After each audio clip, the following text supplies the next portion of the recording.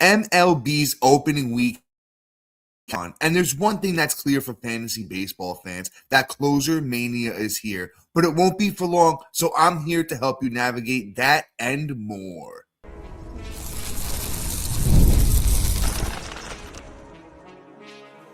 You are Locked On Fantasy Baseball, your daily fantasy baseball podcast. Part of the Locked On Podcast Network, your team every day.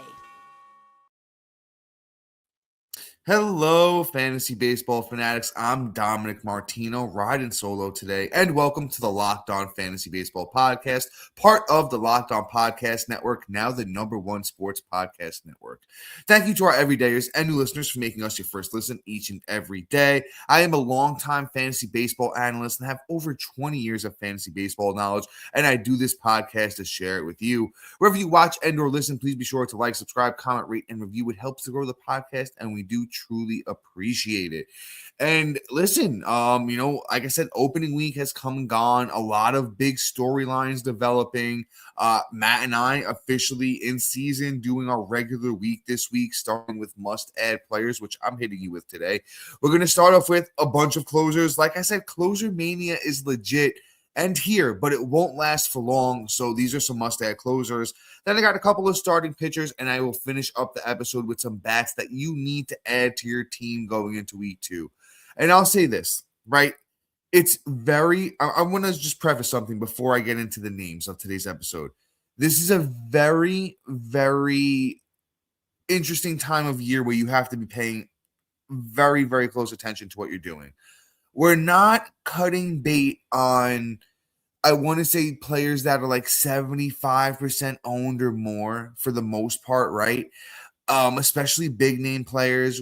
It's so early in the season that we don't want to overreact. But what I do want to say is the names at the end of our benches, the guys that we took some dart throws with. I'll throw a Griffin Jax out there. Maybe not in an AL only or a 15, but, I would say in a 12-man, a 10-man shallower, see somebody I'm willing to cut bait with, names like that. Just like, and I know in a couple of spots I got Griffin Jax as like my third closer. In situations like that, I'm willing to get rid of him. Just because he looked bad, he's not projected to be the closer long term, and I know this isn't going to be a whole Griffin Jax things, but guys like that, guys just that you didn't really need, guys at the end of your bench, for guys that potentially could be someone there for you all season long. So let's get into the episode, and let's start with Closer Mania, right? I got 3 closers that are widely available that you need to add to your teams now. We're going to start off with Jordan Romano. He, goes over to the Angels, had a rough go of it last year. There's no way around that at all. Not even just last year, the last couple of years. Do I think Romano's figured everything out and he's 100%, back to who he used to be? No, but I think that, Romano looks a little bit better in certain things. I think he's figuring out how to pitch without that velocity, because the velocity's still down on the fastball. It's not like he's back up to 97 where he used to be, still sitting around 95 on average. So he's not back up to where he used to be, but he's learning how to pitch with what he has. Looks a bit better. 2 saves so far for Romano. So there's that too. The Angels are clearly throwing him out there in the 9th inning. He's up to 35% owned as I'm recording this on Sunday night. As I said, he's got the 2 saves, or, the 1 save so far. Let me apologize. But 2 strong appearances, 1 save, but 2 outings, 2 innings, 3 strikeouts, the 1 save, no earned runs, and a 0.5 whip. I'd pick him up everywhere. I would drop Griffin Jax for him, because I just don't think that a Griffin Jax is going to have, the role long term, especially with Edwin Uceda coming back, and there's other names in that bullpen. And Griffin Jax is already blown too. I didn't expect this to be a just pile on Griffin Jax kind of episode, but that's the way it's looking so far. But with Jordan Romano specifically, like I said, the velocity's not back, but some of the underlying stuff looks really good so far. He's not getting hit too hard. He's getting a decent amount of whiffs. The strikeouts, obviously, I said, are there. Expected batting average against is 223. I don't know if he makes it through a whole season at 32 years old with like stellar numbers, but could it be a mid-threes ERA with over a K per 9 and maybe like a 1.20 whip for Romano the rest of the way? Yeah, I think it's possible. But, former, high-end closer, former, two-time All-Star with the Blue Jays, and he did it for a long time, couple of 30 save seasons under his books, under his belt, in the books under his belt, is the right way to say that. So I think Romano could potentially be somebody that we look back at our rosters at the end of the year and be like, damn, picked up Jordan Romano, pretty early on, and he wound up, finishing the season with 25 saves, a 3.5 ERA, over K per 9 and a 1.20 whip. It's not a bad find on the waiver wire, but I'm going to move on to this next guy because I'm going to preach this. I think if this Carlos Estevez injury / hey, we kind of, I want to say almost every fantasy analyst told you that Carlos Estevez is not going to be good this year because the underlying stuff doesn't really, look good for him. But I'll say this. So they basically, and Lucas Erceg is who I'm, going to talk about here if I didn't already preface that. Royals manager Matt Quatreo, forgive me if I'm saying that wrong, basically said that Estevez is not available Sunday. He was seen in a walking boot after taking the line drive off of his ankle Saturday. And this is Carlos Estevez, who was the projected closer for the Royals. He allowed 6 earned runs, got 1 out. This was Estevez once again in his outing there on Saturday.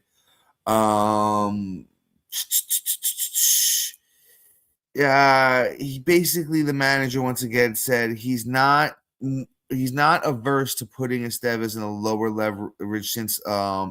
leverage situation once he's back. So I think all signs are pointing towards Lucas Erceg is the closer in Cincinnati going forward. Lucas Erceg is only 13% owned. Lucas Erceg's also closed before for Kansas City. Last year, it kind of just the stars basically aligned for Estevez. Not even that his numbers were fantastic last year, but he doesn't have great stuff, and it just worked out from last year. So let's talk about 2024, where Erceg saved 14 games for the Royals. He had a 3.36 ERA over 61 games, 61 innings pitched, 72 strikeouts, and a 1.05 whip. I think the numbers could be very similar to that. Erceg last year, even 2.64 ERA, 61 innings, 48 strikeouts, and he had a 1.17 whip. I think Erceg could potentially be better, in the whip department than he was last year. The underlying stuff for Erceg looks pretty good. When you look at the things, numbers from last year, he's got that strong fastball that averages about 98. Doesn't really walk too many guys. Doesn't get hit too hard. Gets a lot of ground balls. So at 30 years old, I think Erceg could work his way back into the good graces and, get the closer role. He already has a save here on March 29th. So things are already pointing in the right direction. Erceg, out of the 3 closers I'm going to talk about today, is probably my number 1. I do have one more name I do want to get to here, but just a quick last thought on Erceg. Absolute must add, because I think this winds up being a situation where I said Romano, maybe we look back at the rosters at the end of the year and say, oh, damn, Romano, good pickup. I think Erceg there's a strong chance that we look back at the end of the year and, wow, damn, Erceg, once again, 25, 30 saves, easy, around that K per 9. I think the whip should be pretty good and the ERA should be pretty good as well. So Lucas Erceg, I think he takes over the Kansas City Royals closing job, 13% owned on Yahoo, absolute must add. Before I let you in on who that third closer is, and then I get into a couple starting pitchers, well, I'll give you the names of those guys. Why not? Seth, Lugo, and Joe Boyle. Those names and more coming up next. And all right, guys, listen, tax season, doesn't have to take over your life. I personally just did my taxes, right? So we should get on that. Not a lot of time left. This year, TurboTax is making it easier than ever to just hand things off and move on with your day with TurboTax full service. You can have your taxes done for you by a trusted local expert from start to finish without the stress or guesswork. Instead of spending hours trying to figure out forms, you can meet with a local TurboTax expert in person or connect online. They handle everything from W-2s to self-employed forms and work to get you every deduction possible. You can upload your documents, go about your day, and get updates right in the TurboTax app. It's a huge time saver and gives you real peace of mind knowing an expert is handling it for you. For a limited time, you can have your taxes done by a local TurboTax expert for just $150 all in. Take taxes off your plate and get back to your life. Visit turbotax.com/local to book your appointment today.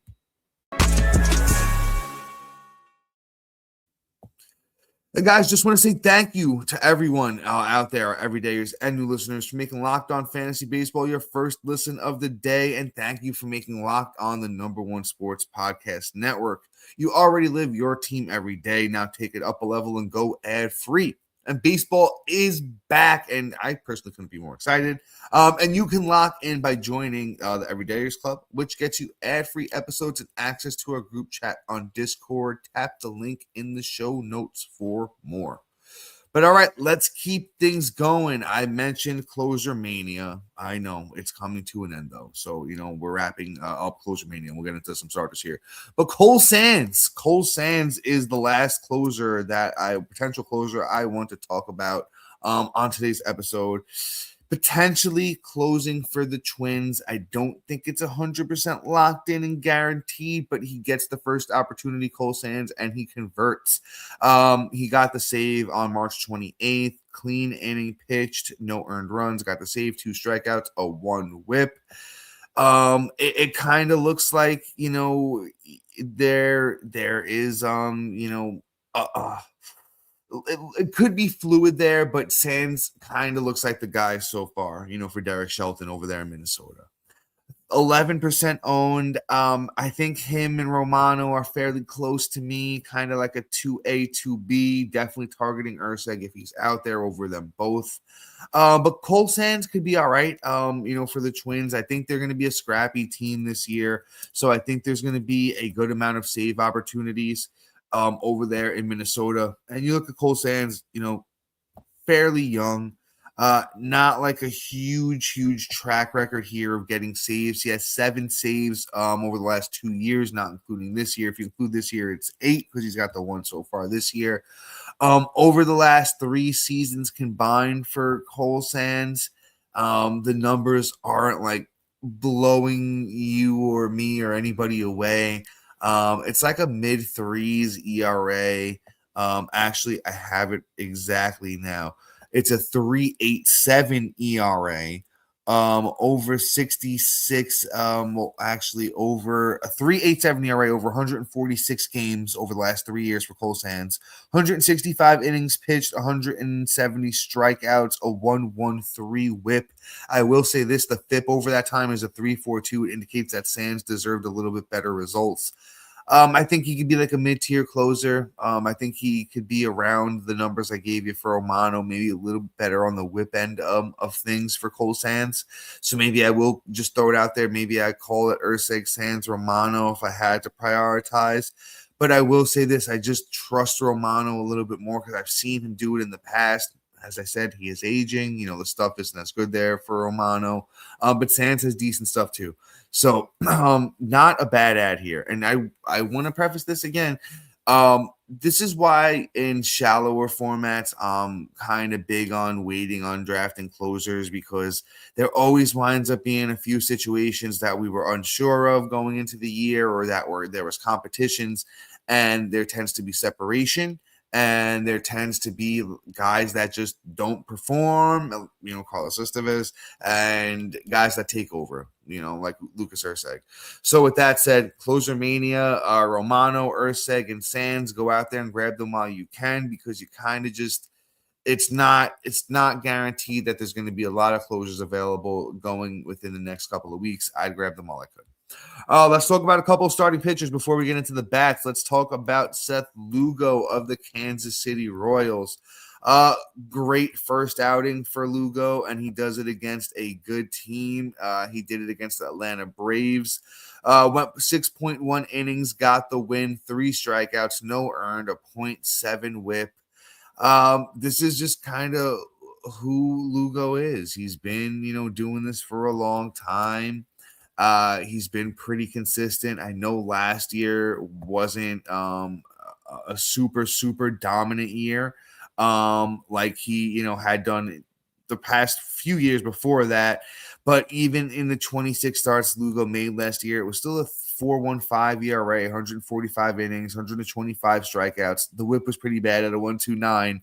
But I expect better from Lugo this year. I expect more towards a mid to high 3s ERA. I think the K per 9 gets a little bit better, and the whip should definitely be better, man. Seth Lugo's a career 1.17 whip guy. I think he should be closer to like a 1.1, between a 1.17 and a 1.21 whip, between that range for Seth Lugo. He's no spring chicken at 36 years old, but we've seen Seth Lugo do this for a long time. So at 20% owned on Yahoo, I think you could do a lot worse than grabbing a Seth Lugo, who looks good. He tentatively is scheduled to get the Brewers in his next outing. Brewers got solid lineup there. Couple of injuries they're dealing with right now, though, with Jackson Churio and who else? Was it Andrew Vaughn that went on the IL, I believe, as well. So this start for Lugo against Milwaukee looks like it's going to come on the 4th of next month. And then after that, he gets the White Sox. So two very manageable starts coming up for Seth Lugo. Actually a really must add for me with Seth Lugo there. I'm going to sneak this next guy in, this next starting pitcher. Let's talk about Joe Boyle. Joe Boyle is a sneaky good ad, to be honest with you. Higher, I don't want to say higher end prospect, but a prospect that in fantasy baseball circles got spoken a lot because of the stuff and how good it is. Great first start opportunity with Ryan Pepio, who was out starting the year on the IL. Joe Boyle gets the chance to take Ryan Pepio's turn in the rotation and did wonders with it. 6 innings, 4 strikeouts, only gave up a couple of runs and had an 0.5 whip in that one, which was 3 hits over just the 3 hits over the 6 innings, no walks. So he looked pretty good. Tentatively expected to get the Twins next week. Joe Boyle is, and I think that's a great start with them also not having a great a team over there necessarily for hitting purposes. So I think Joe Boyle can go over there and take advantage of them. The Boyles, the Rays do pretty good things with pitching over there. So I think Joe Boyle is somebody who I want to see how the development looks this year. And I will say this before I keep things pushing with Joe Boyle. Kind of just want to talk about the minor league track record for Boyle, because he's kind of just been up and down over the last few years. And he is only 26 years old this season. So he's not like, too old yet where like, just kind of don't really think the development could still take that next step. I still think it can for Boyle. In the minors last year, it was just dominant, actually. A 1.88 ERA for Boyle in the minors last year, over 17 starts, 86 innings, 114 strikeouts, and a 1.01 whip. So if Boyle can figure out how to get that stuff working in the majors, even 75-80% of what he was capable of in the minors, I think Joe Boyle is a must-add. Only 5% owned, not a must-add everywhere. In your deeper leagues, your AL-onlys, 15s, even 12s, I might even take a shot on Boyle just to kind of see, what he could do in that next start until Pepio gets back. But before I move on and talk about is what Chase DeLauter's doing legit and I'll talk about how I actually traded Chase DeLauter this offseason in the Dynasty League. We'll talk about if I'm regretting that or not. That and more coming up next.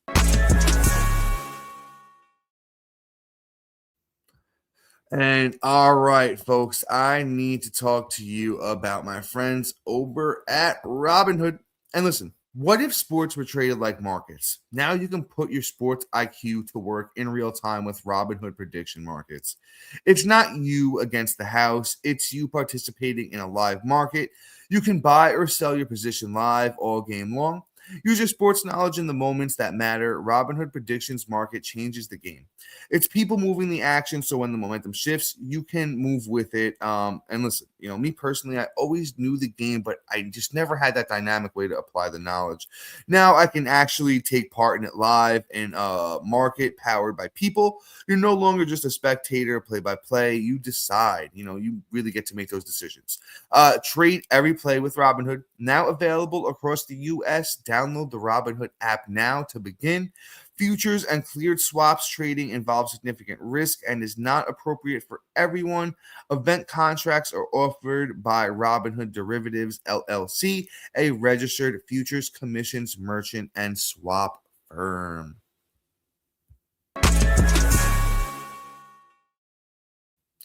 And all right, guys, let's finish the episode strong here and let's talk about Chase DeLauter.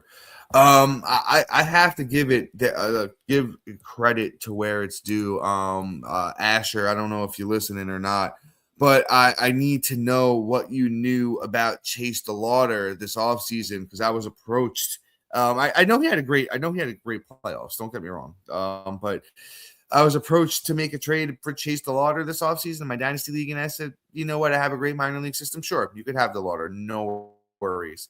I'm going to start off with what he's doing so far for the Guardians. He is just absolutely been on another world so far this season. 3 games for DeLauter, 14 at-bats, 5 runs, 4 homers, 5 RBIs, 5 strikeouts, no walks. I will straight say that. And he's hitting .357. The power is legit in the sense that DeLauter could easily hit 25 plus homers. For sure. The counting stats could be great depending on the lineup. The batting average could be really good. I will say a few things about DeLauter. He's been very, very unhealthy throughout his minor league career. I don't know if the health is going to hold up long term, but the profile of being a solid bat is there for DeLauter. It's definitely possible, that it was just really the opening day game where DeLauter went 3 for 5 with the 2 home runs. Because then it was a 1 for 4 game with the homer the day after. It was a 1 for 5 with a homer the day after that. Today, as I'm recording, he's 0 for 2 in the bottom of the 6th in this one. So, I mean, there's a world where he goes 0 for 4 and the numbers don't look as sexy. But he's got pop. There's pop in the back for DeLauter. He's 74% owned on Yahoo. I don't know if he needs to be universally owned. Like I'm talking about your 8-man leagues, 6-man leagues, if that's even a thing. Maybe you take a shot at him in those kinds of formats. He was bad up to the second 2-hole in the lineup today. Oh, actually, no, he's been hitting second consistently since opening day. So, there's a world where, like I said, DeLauter hits. I'll give you some numbers, higher end ceiling, like an 85th percentile outcome for DeLauter. 90 runs, 27 bombs, 75 RBIs. He's not really much of a speedster, so he's not going to steal you much bases. If he gets you 5, that'd be a lot. And he hits 275. Yeah, there's a world where that's possible. But there's also a world where DeLauter goes, his next 30 games with hitting 1 home run and struggles big time. And, there have to be adjustments made. I'm sure he has some options left. Chase DeLauter does. so he could easily be sent back down if he's underperforming. Remember Kristen Campbell? That's a la Kristen Campbell last year. Everyone thought Kristen Campbell had everything figured out through his first month in the bigs.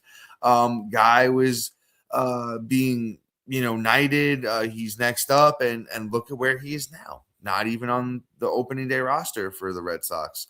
So let's be careful with DeLauter. I'd say this.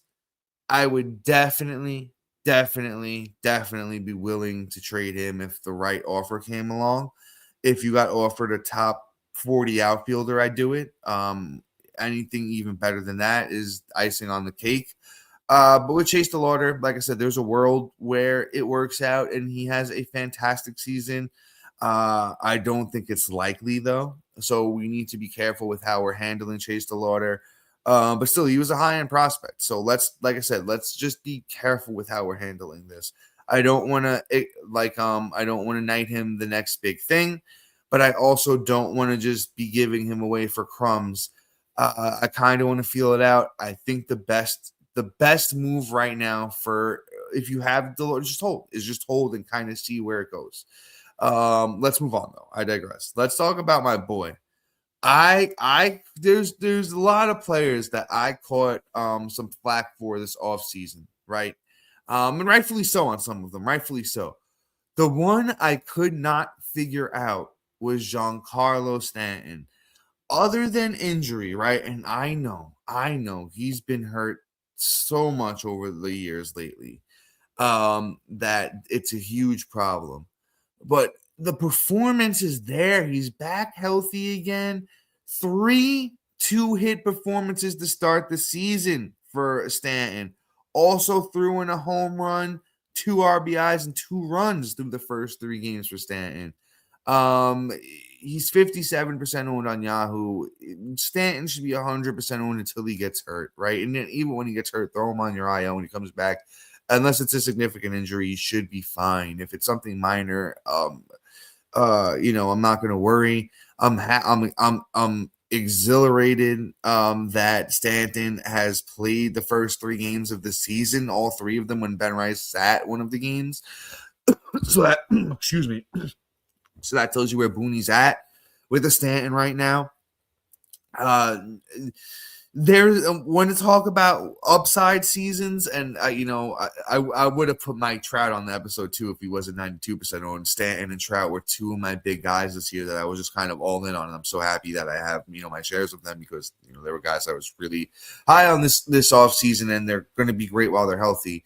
So let's do this. Stanton plays 120 games, 30 bombs is easy. 85 RBI should be easy. I think Stanton could hit 270 plus.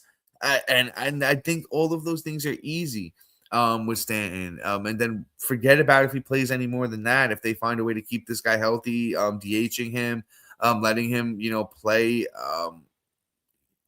5 days a week, get him in the field maybe 1 or 2 days a week just to keep him out there, keep the legs going. He doesn't even have to play the whole game in the field. Just I know Stanton has spoke about it. That's what he likes to do. It keeps his head in the game, just not sitting in the dugout the whole time. So Stanton, there's a lot of upside here. We all know it. There's, like I said, there's easy 30-plus homer upside, 90 RBI upside, not hurting you in the batting average department either. And there's a world where the runs aren't bad either, just being in this Yankees lineup. So not doing the too early victory walk, but I would definitely add Stanton if he's out there in your league. Let's move on to potentially the last guy here. It's Andrés Gimenez of the Toronto Blue Jays.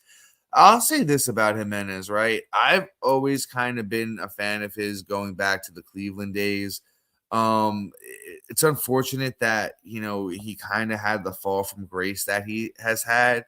But Gimenez off to a great start this year. In his first game, went 2 for 3 with 3 RBIs. In the second game, went 4 for 5 with an RBI and a steal.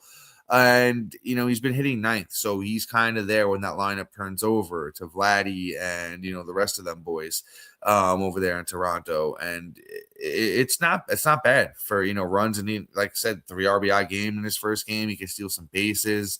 So Gimenez, like I said, over the years, we've kind of started to lose that love for him.